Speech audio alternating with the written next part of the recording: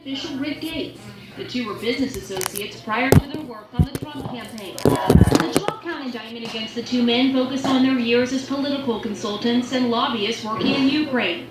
The counts include conspiracy against the United States, conspiracy to launder money, and 7 counts of failure to file reports of foreign bank and financial accounts. Manafort and Gates were in U.S. District Court today and pleaded not guilty. Both men have previously denied financial wrongdoing, and Manafort's lawyer spoke on his behalf to reporters gathered outside.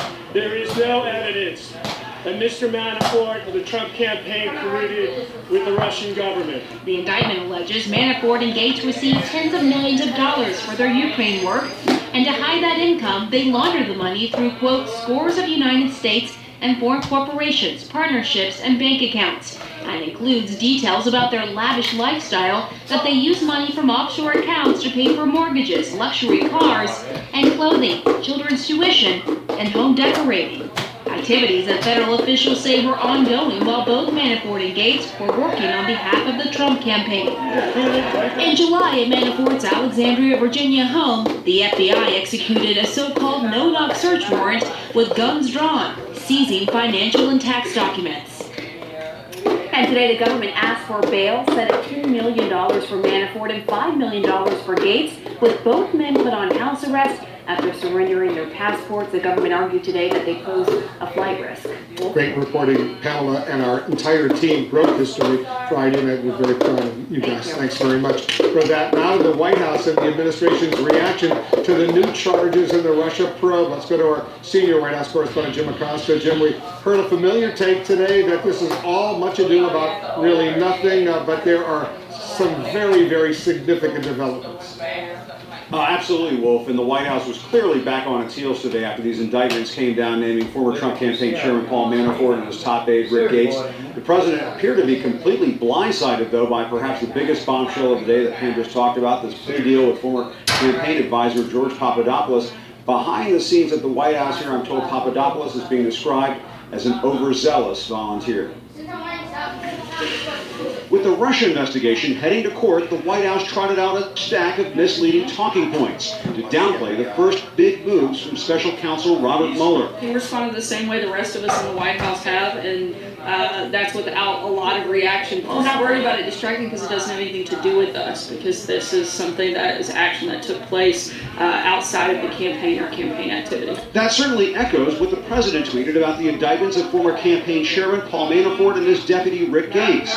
Sorry, but this is years ago, before Paul Manafort was part of the Trump campaign. But why are crooked Hillary and the Dems the focus? Also, there was no collusion. But the White House spin doesn't work for George Papadopoulos, the former Trump foreign policy advisor seen in this March 2016 campaign photo, who pleaded. She didn't ever call me while I was out. She didn't ever call me to, see how I was doing or nothing or anything. So when I came in today, I walked up to her. She's like, oh, hey, how are you doing? She said, I'm so sorry, I didn't reach out to you, but I was only at the job for one day and my daughter was out having a baby and blah, blah, blah, blah. I said, that went in one ear and not the other. I said, even still, it seemed like she would have had the courtesy to at least acknowledge the fact, like, hey, are you okay? Or, reach out to me or something. That's right. I'm a fraud. So, not too long ago, her brother passed. Right. And they were, at the job, putting in donations for his memorial. I said, I'm glad I didn't donate nothing now.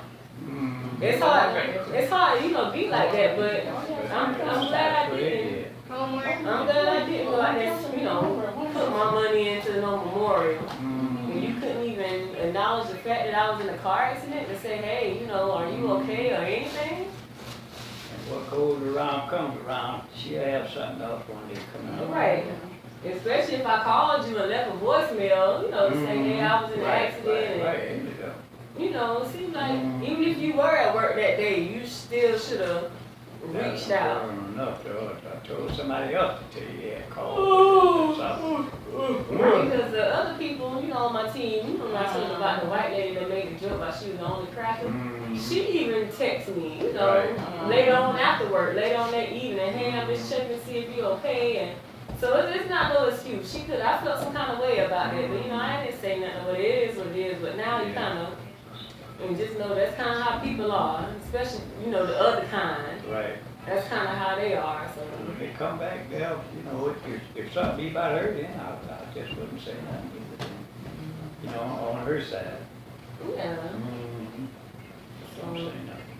so that's how people be. You could have at least said something That's true. or anything versus not saying nothing. You can kind of tell she probably felt some way for her to come out her mouth first and say, I'm sorry I didn't, you know, contact you or whatever. Oh, yeah. That's the first thing she said. She said, I apologize. I just was, you know, basically busy, basically, what she was saying. Just call somebody. Especially, yeah, somebody that's on your team. And then she said she saw the pictures, so it's not like you didn't see the pictures. You saw the pictures. Because when the accident first happened, you know, I went ahead and sent my team member the pictures of it. So she said she saw the pictures, so it seemed like with that alone, you should have could have, you know, called and checked them. Whatever. Sometimes you can't be expecting much from people these days. Yeah, that's it. That's it. I was telling Ty Keaton, them or some of them, though, how we talking about that guy out there, about Trump. The whole back there.